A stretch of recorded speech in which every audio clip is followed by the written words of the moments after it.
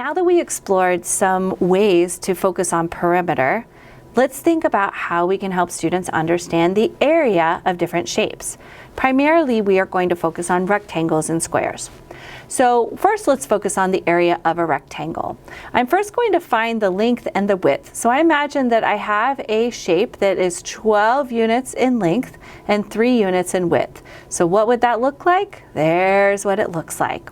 And then I'm going to multiply the length times the width to give me the area of this shape. Now, if you use these square units, one of the really cool things that you can do here is actually then count each of the square units to understand how we went from 12 and 3 to 36. So I could count them like this: 1, 2, 3, 4, 5, 6, 7, 8, 9, 10, 11, 12, 13, 14, 15, 16, 17, 18, 19, 20, 21, 22, 23, 24, 25, 26, 27, 28, 29, 30, 31, 32, 33, 34, 35, 36. That means we have 36 square units, or I might also call that 36 units squared.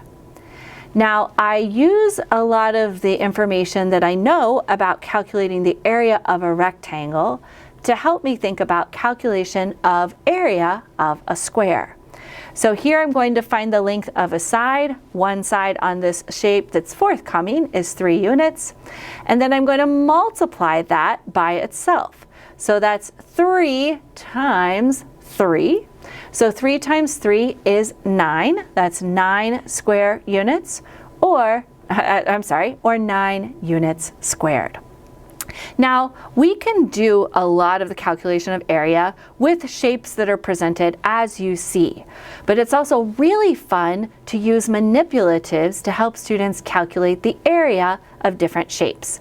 So I'm going to go over and get out some of my manipulatives and show you how you can use these manipulatives to help students calculate area. Let's go ahead and get started. So now let's use some different hands-on tools to help us calculate the area of different shapes. First, let's look at these snap cubes. This was the exact same rectangle that we used last time to calculate the perimeter. Now let's calculate the area. To figure out the area, I'm first going to count the length. 1, 2, 3, 4, 5, 6. So here the length is 6. I want to mess up my rectangle there. And then I'm going to calculate the width. 1, 2, 3. Now, if I want to figure out the area of this shape, I would multiply 6 times 3. 6 times 3 equals 18. And what would be a good label for that? Well, I'm talking about these units. But remember, if I'm thinking about area, that's units squared. Now, here is a square, and I could calculate the area of this square by calculating the length of one side. There, that's 3. And then if I multiply that by itself, so here, 3 times 3, 3 times 3 equals 9, and that's 9 units squared. Now, what are some other manipulatives that you might want to use? Well, here are some buttons. These are nice counters. They're good for addition and subtraction. They're also really good for calculating perimeter. So here I have a length of 2 and a width of 3. So how do I calculate the area? 2 times 3 equals 6, 6 units squared. And then finally, I have these pattern blocks. I chose the orange squares to help me here, and I arranged them as such. So here I have a length of 4 and a width of 2.